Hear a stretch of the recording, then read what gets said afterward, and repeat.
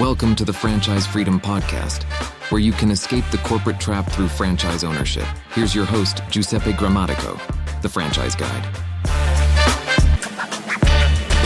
Welcome to the Franchise Freedom Podcast. I'm your host, Giuseppe Grammatico, your franchise guide, the show where we help corporate executives experience time and financial freedom via franchising. Thanks for joining us today.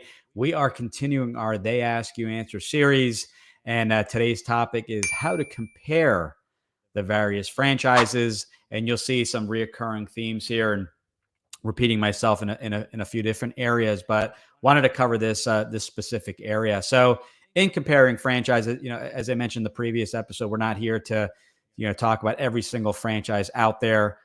We need to make sure the franchise, franchising is even a good fit, and what is the ideal franchise. So again, that is always going to be the starting point. Now, where I see people making mistakes, and we're going to just dive in on the mistake side, is that they'll go in and saying, okay, I'm making the assumption just like I did about a certain industry. So maybe it's the cleaning industry, and the cleaning industry has tons of employees. Therefore, I don't want a lot of employees. I am not a good fit or not interested in that specific franchise. Well, now we're making the assumption that all cleaning franchises have a lot of employees. Well, here's a little secret. Some have very few employees, and that you are using subcontractors. So they are not on payroll. They're getting paid after the work comes in.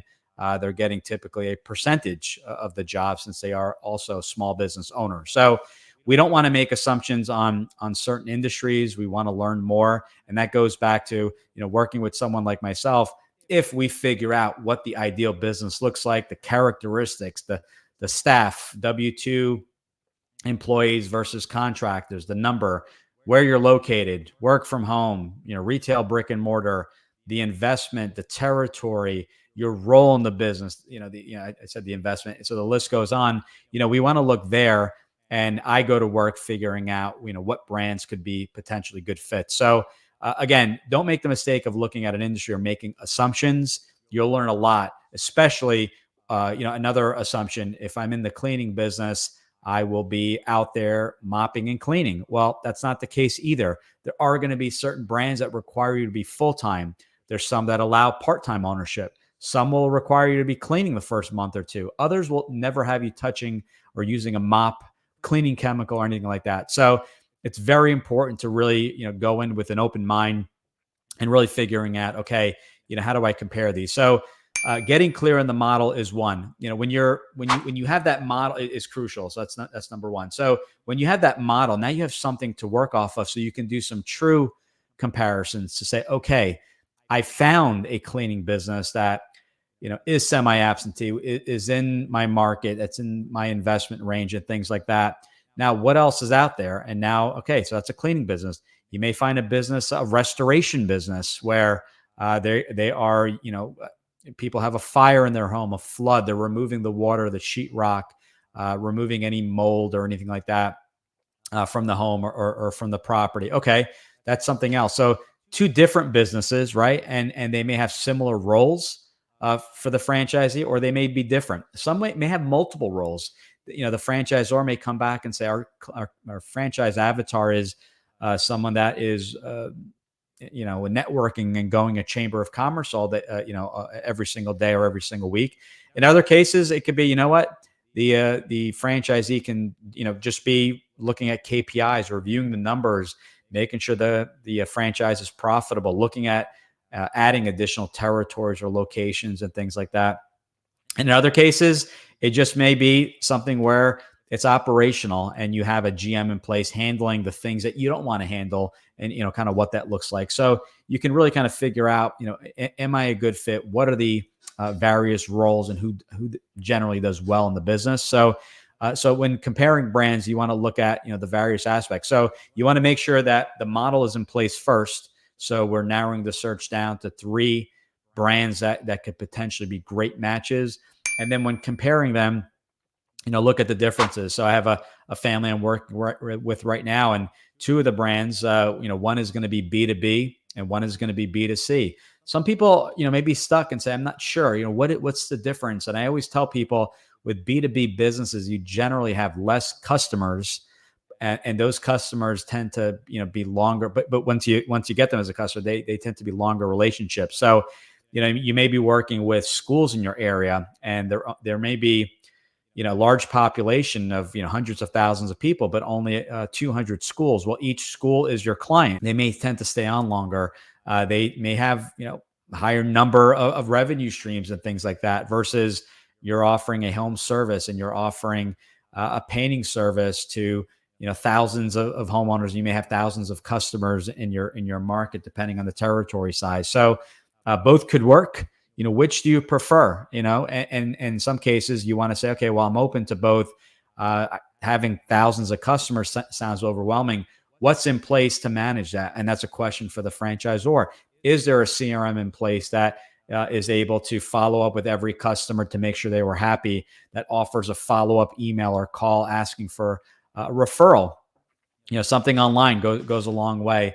Or just a recommendation, anything, a positive Yelp review, anything you can get as a follow-up so that it doesn't fall through the cracks. So these are questions I encourage anyone I work with to be asking the franchisor, because thousands of customers can sound overwhelming, but really it shouldn't be, as long as there's a process in place in order to effectively manage that. So, when looking at, how to compare, we'll look at things also like territory. You may be drawn to one brand versus the other, but are you open to traveling an hour into the territory? Well, an hour may seem a lot, especially in the beginning. So the question to be asking is, as an owner of the brand, an hour is a little bit further than I'd like. What are realistic expectations of my travel in the territory? Am I actually traveling daily? What does that look like? Is it once a month? Do I really have to ever travel in the territory, or is my staff, my contractors, kind of doing all the traveling and meeting in person with the clients? So, that, as far as a comparison standpoint, you need to compare the two. If you're looking at brick and mortar versus a home-based service business, again, comparing the two, as a growth strategy. So, at some point that my retail brick and mortar location is going to hit certain capacity, they can only produce so much. Am I open to opening another location, which is going to cost me roughly the same, maybe a little discount on the franchise fee, but am I open to that versus a service-based business, like going back to the painting example, where I can keep everything the same and just add on some zip codes or another territory and slowly start to build up with staff based off that demand and grow that way. So, different growth strategy, going to be lower and less of an investment. But you have to keep that understanding that, you're going to need to hire additional staff. With a physical location, you're going to say, okay, even if I make the decision today, it may be another 6 to 12 months before that second location opens. So these are some of the comparisons as I work with all our candidates and families, that we dive deep, and you want to compare them. You want to look for reasons to really love the brand, the standouts, but you also want to look for things to rule them out. As we talked about a few episodes ago, it's a funnel, right? We start with the three or so brands, and when you want to funnel it down to one. So we're looking for ways to disqualify a brand, or just put it on hold, and maybe it's a brand that we revisit down the road. So we're looking for not, the kind of good match. We want to look for the best match out there, checking off those characteristics of the ideal business that you're looking for.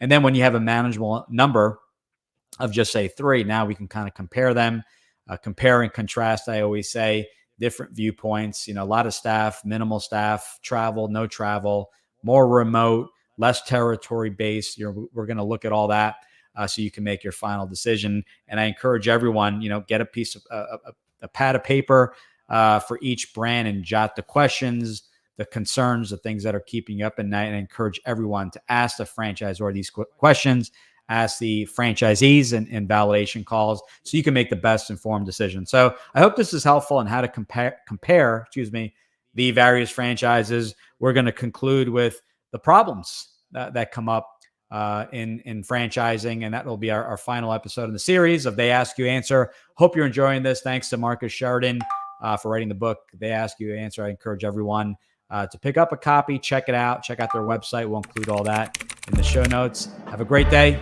Thanks for everything. Talk to you soon. Bye.